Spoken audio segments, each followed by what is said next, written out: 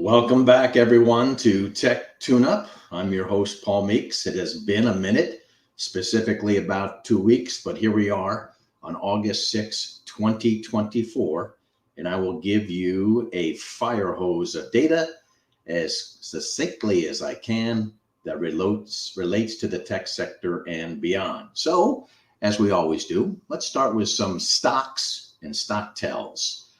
So, all of the Mag 7 at this point have announced their quarterly earnings. But let's start with Microsoft. It has been on my list.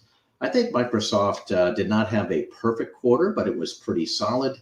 And I was most interested to see that its Azure revenues grew 29% year to year. That's always my focus. And then when I get to Amazon, I'm looking at their cloud business, Amazon Web Services. And as I get to Alphabet, I look for Google Cloud.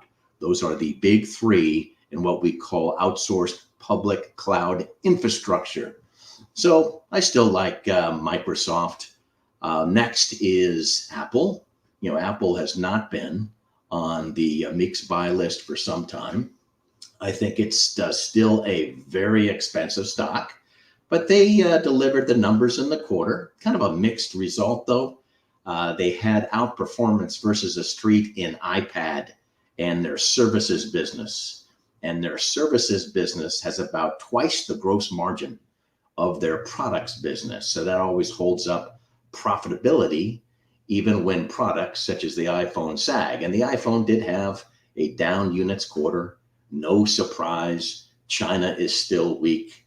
As you know, what bothers me about this one, which makes me hold off buying it, and I haven't participated in this recent rally, which started with their software developers conference in the beginning of June, but I had been right on the stock for a couple of years before that, where Apple didn't do much in its stock price. But the bulls believe that with AI functionality on the iPhone, we will have, quote unquote, the mother of all iPhone upgrade cycles. Now, in the meantime, the company has introduced a beta version of its iOS 18.0 software to developers, and it doesn't have all the AI bells and whistles. They're going to stagger them to the next version of the software, iOS 18.1. What does that mean? That means the next iPhones, iPhone 16, that'll be introduced September, October, and supposed to ship in big volumes for Christmas, may not have even integration with Apple's AI partner, OpenAI, and Alphabet. So how do we have the mother of all iPhone upgrade cycles if it's supposed to be driven by AI features that actually won't be there when the iPhone ships? So I'm very dubious about that cycle, and that's what the bulls are pinning their hopes on. I'll believe it when I see it. Next is Uber. Uber has been an on and off again Meeks tech stock. I have it on my list. Now I don't. The company did announce a pretty solid quarter this morning before the open.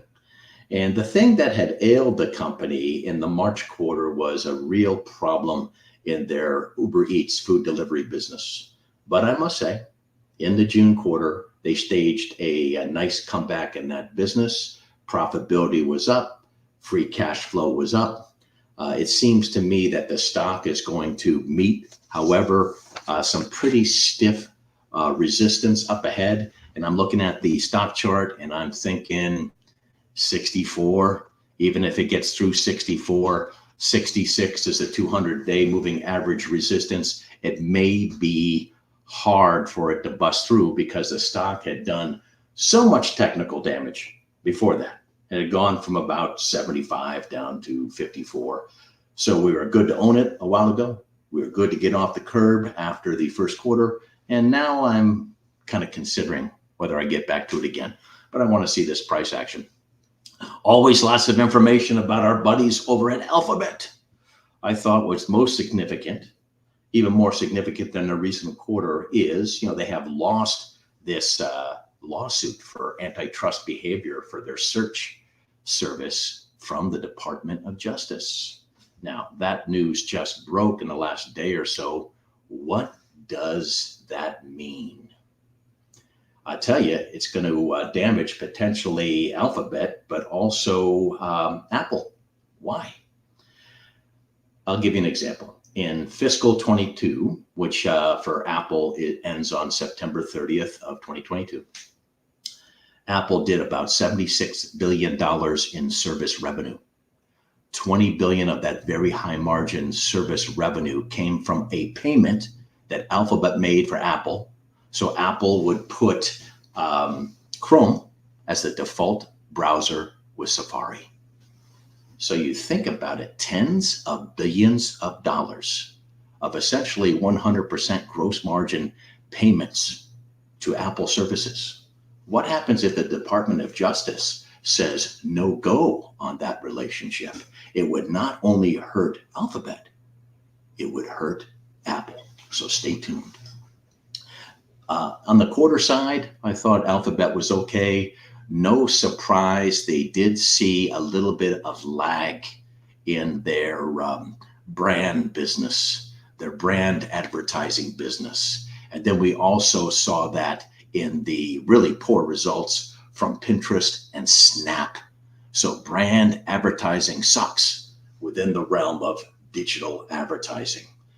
But Microsoft, Apple, Alphabet, Meta, all of what we call the major hyperscalers, all on their quarterly conference calls confirmed that they can't stop spending on AI building infrastructure. And so I don't know if AI is going to be as big a deal as people think when it comes out the other end of the pipe. But man, they are still stuffing that pipe with billions and billions of dollars of infrastructure spending that primarily goes to locations for data centers, data servers, semiconductors, data networking equipment, what I call my AI 1.0 trade.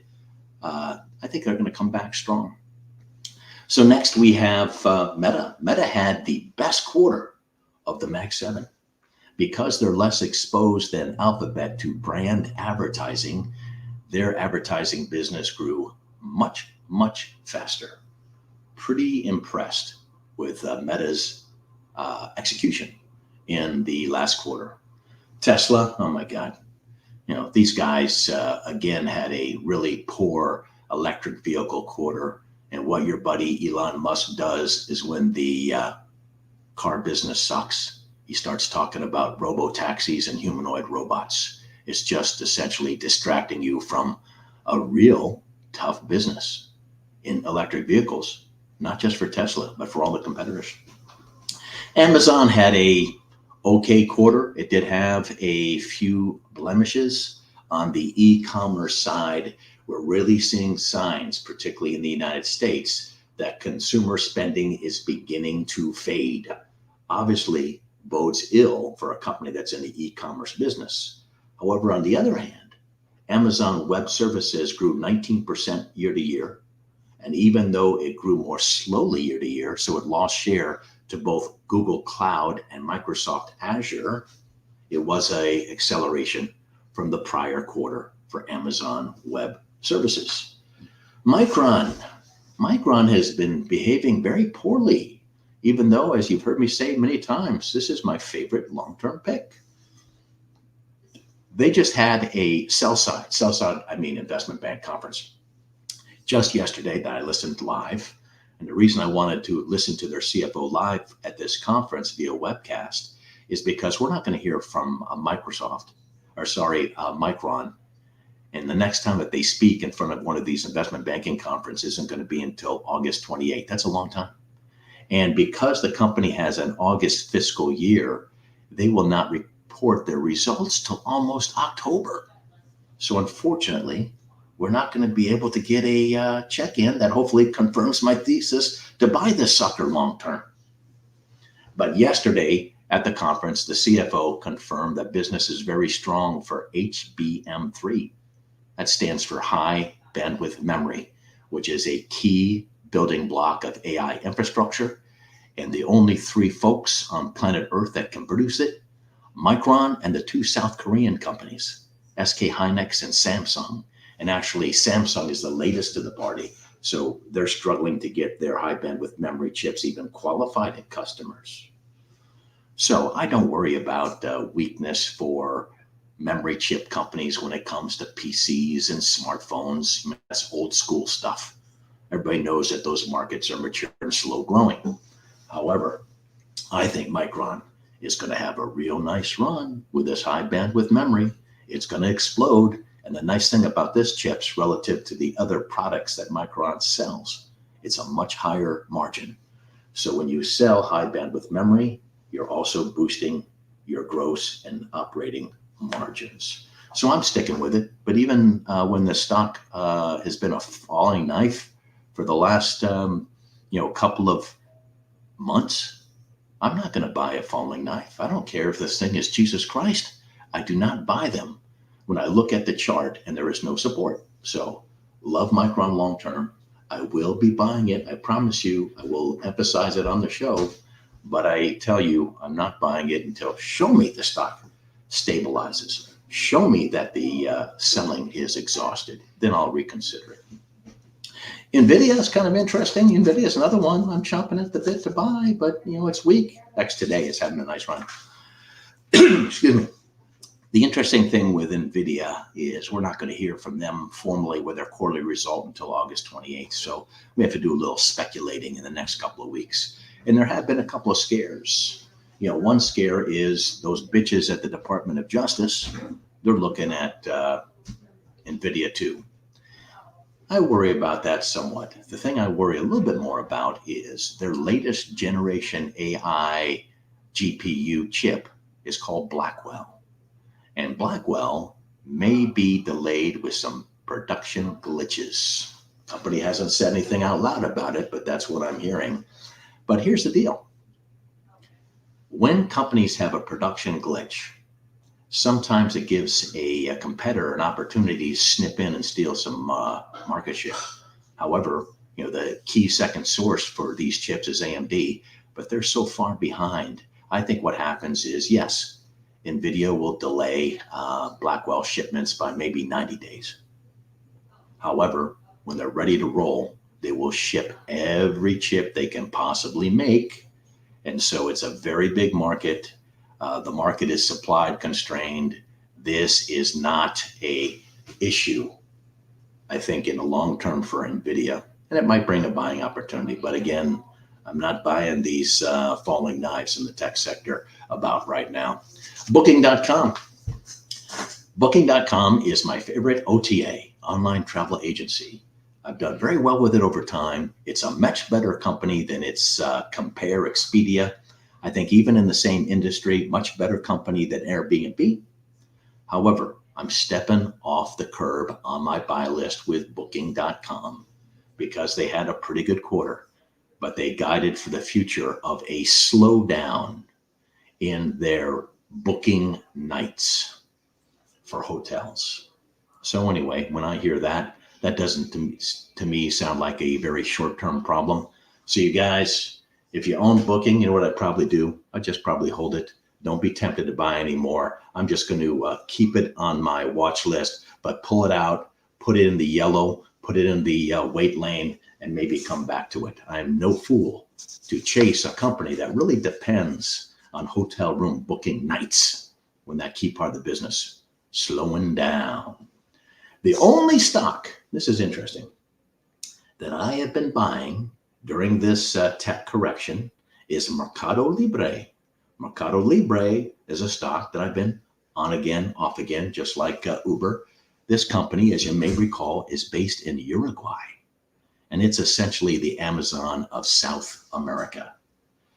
They had a pretty poor March quarter, so I stepped to the curb, waited for the June quarter results to be reported the other day. Sounded really good to me. I think they're back. And so this is the only stock I've been buying.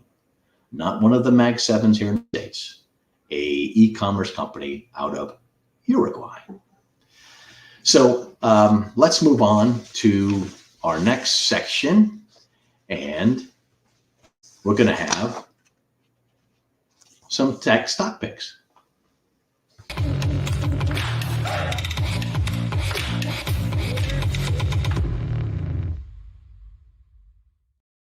You know my format. Green means fresh money buy. Yellow is still on the list, but for one reason or another, which I will explain, they're in the holding zone. And then if you see a stock marked red, that means get the hell out. That's a sell. We did that with CrowdStrike after the big software fiasco on our last show. But I just mentioned Micron. No reason to dwell on it. Favorite pick, but I'm not buying it until it stabilizes. T-Mobile is kind of interesting because they just are going to spend in conjunction with a venture cap and private equity firms about $5 billion to buy the fiber optic network assets of a company called Metronet. So T-Mobile is now going to be bringing fiber to your home for an internet connection beyond the traditional service that they've had, which you know is wireless. I actually think that's a pretty good move. I've spoken about Microsoft. I've spoken about Meta. I've spoken about Amazon. Synopsys has got me creeped out. So Synopsys, SNPS, the electronic design automation software company, I have in my penalty box, at least until they report results, which isn't too long from now, only a week or so. I've mentioned NVIDIA, Broadcom, Dell is getting shaken up today. Also, let's wait till their results again in the month of August. Taiwan Semi, I like, right? If they're going to be spending these hyperscalers on this AI infrastructure, servers and semiconductors, I mean, Taiwan Semiconductor has to be pulled along in that.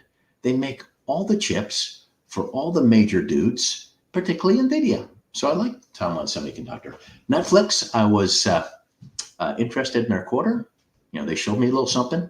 I think the rest of video streamers are a bunch of crap, but I do like Netflix, though the trend is not our friend in that stock right now, so I'm holding off. Same thing with ASM Lithography, my number one pick in semiconductor capital expenditure. But will you please tell me when that stock stabilizes? I don't know. Alphabet, I mentioned, pretty solid quarter, not as good as Meta and digital advertising. And I do worry, frankly, about the fact that they lost this suit versus Department of Justice, antitrust for search.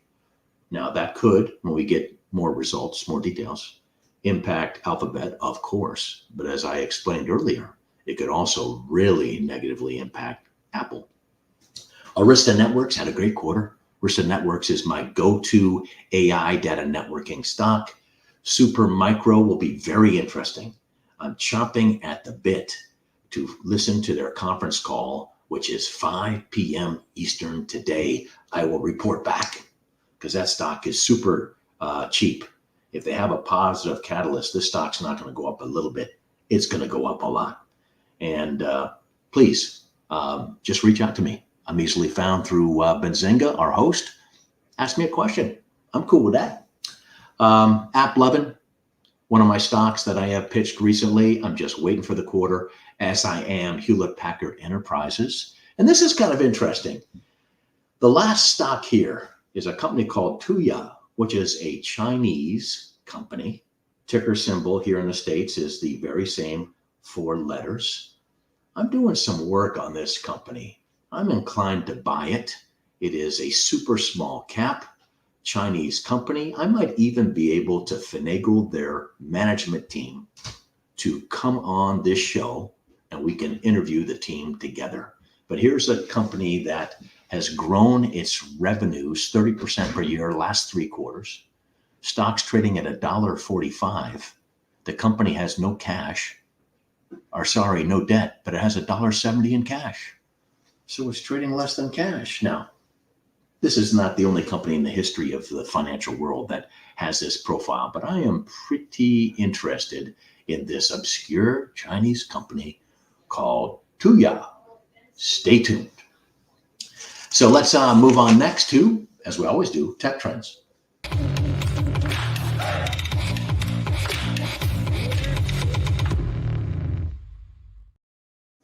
Folks, keep watching interest rates. Super important for the valuation of tech and other aggressive growth stocks, and actually for the fortunes of the entire US market, and with the same thought, capital markets around the world.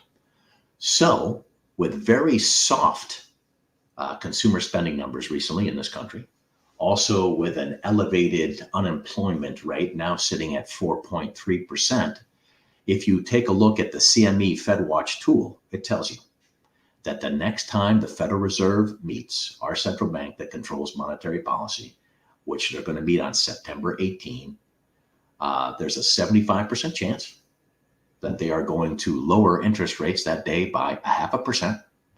And there's a 25% chance that they'll lower interest rates by only 0.25%. When they do that, they will probably, and this group meets every 6 weeks, string together a number of interest rate reductions. And that should really help the market, right? When you have the cost of money making it easier to borrow and lend, less expensive, of course it's going to propel things. So super important. Some people think that the Fed will have an emergency session and they will get aggressive even before the regular scheduled September 18th meeting. I don't think that's going to happen. I don't think they're going to have an emergency session.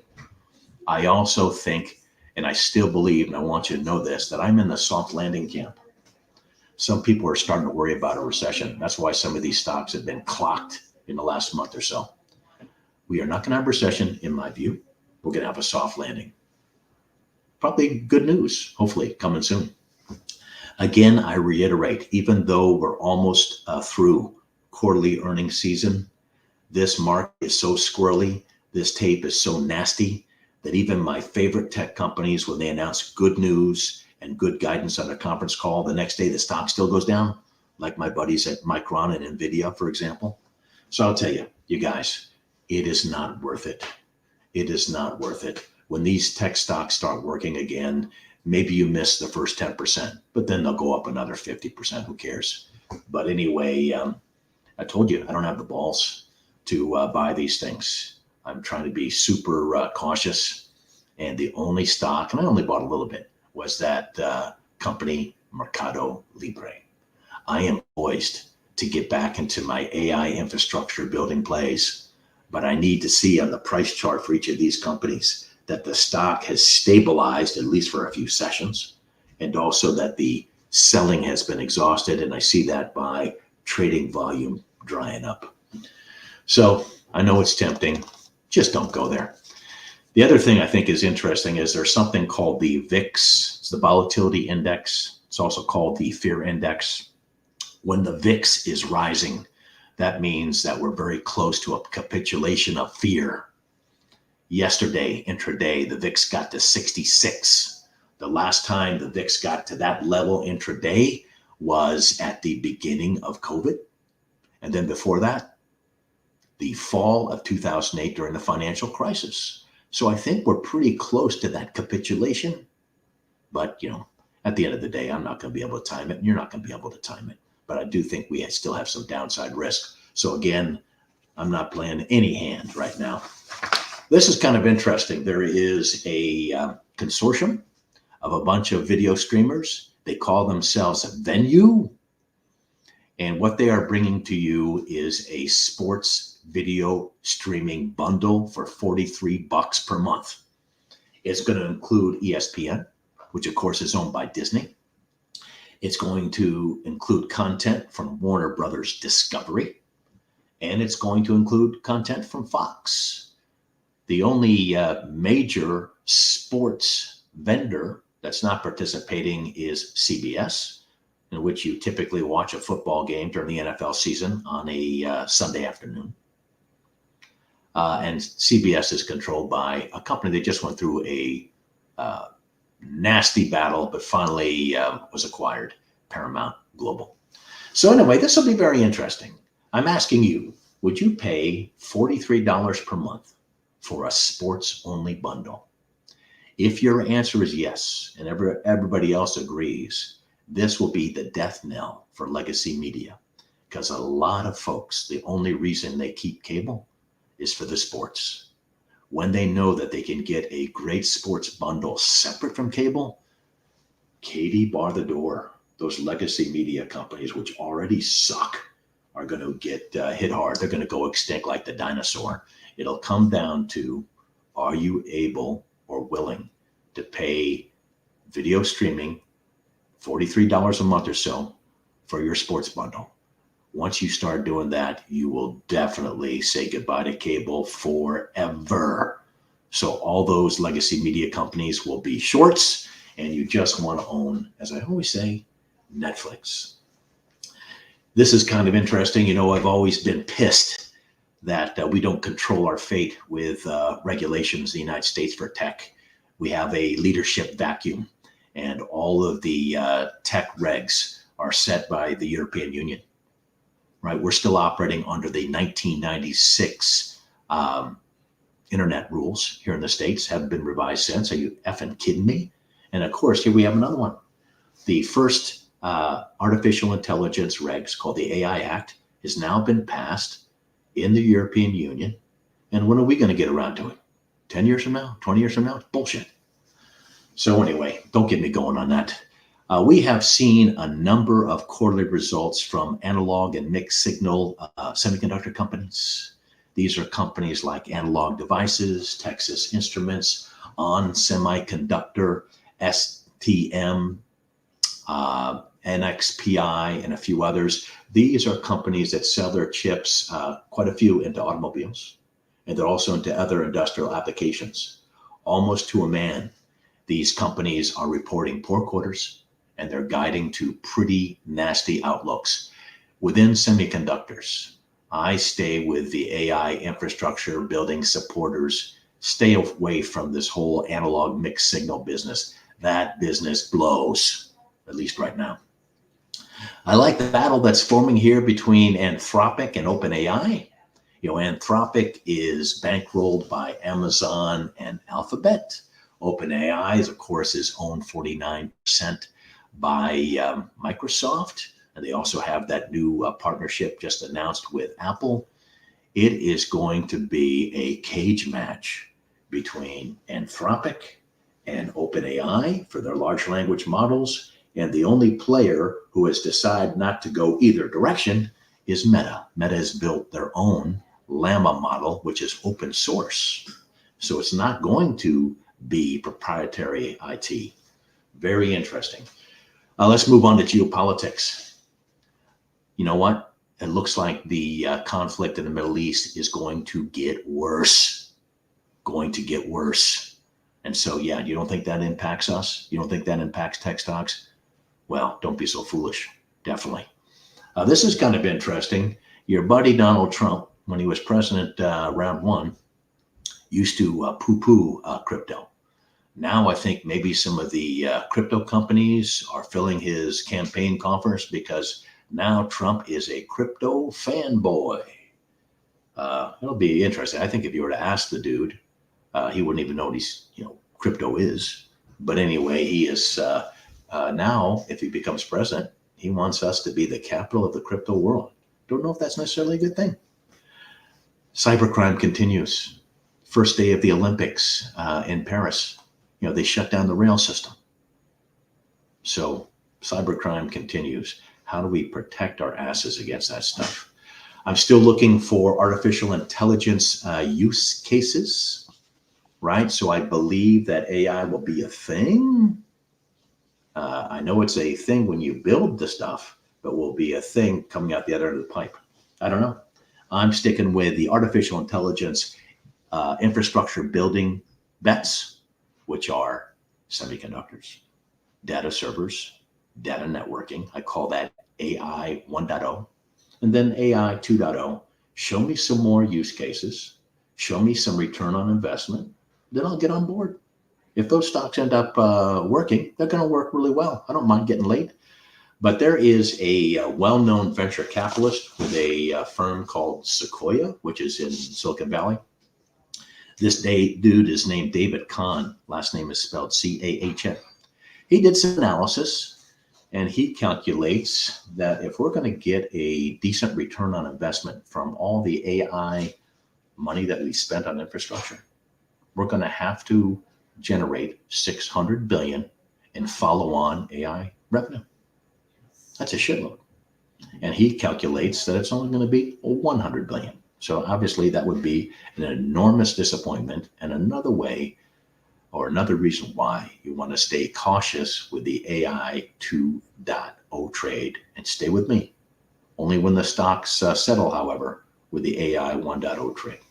So if you have any questions, why don't you send them to us? If you get to us quickly, we'll hit them before the show closes. If not, we'll find you. You'll find me, and I will follow up.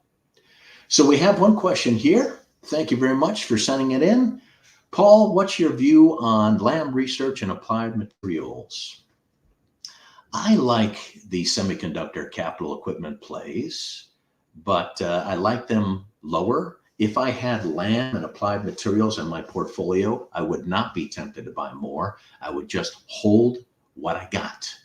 And if I owned nothing in semiconductor capital equipment worldwide, I'd probably go with the Netherlands-based company ASM, ticker symbol ASML, because they produce extreme ultraviolet equipment, which is absolutely necessary in next-gen semiconductor manufacture, and they are a monopolist. They're the only one that can do it.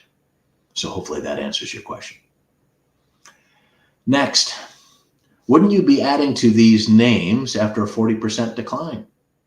Melly, a better buy at 1,500 versus 1,800. Yeah, of course.